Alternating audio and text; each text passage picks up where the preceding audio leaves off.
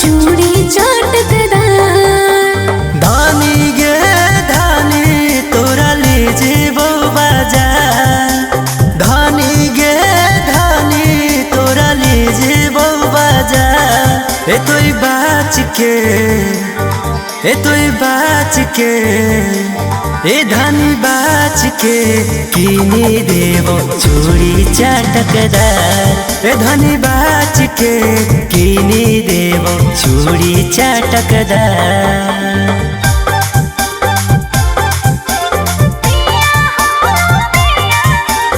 Music by Arya Sharma.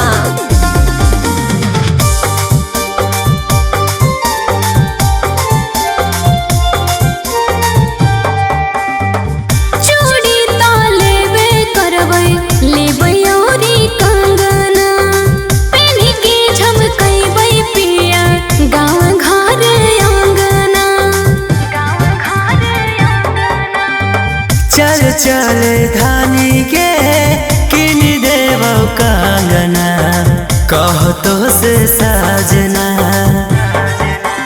किन देबो सभे भले पैसा लगो हजार। हमें बाछ के हो बाछ के पिया बाछ के किने लेबै चूड़ी चटकदार। ए धनी बाच के किनी देबो चूड़ी चटकदार।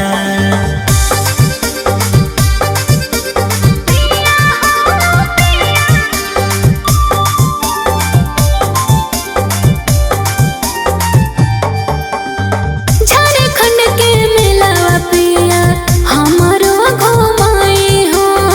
चाट चाउमीनवा साथे छोलावो खिलाई हो।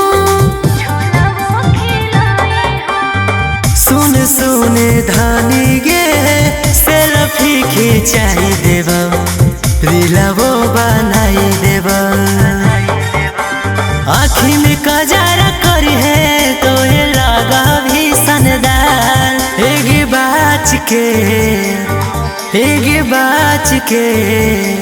ए धानी बाच के किनी देबो चूड़ी चटकदार।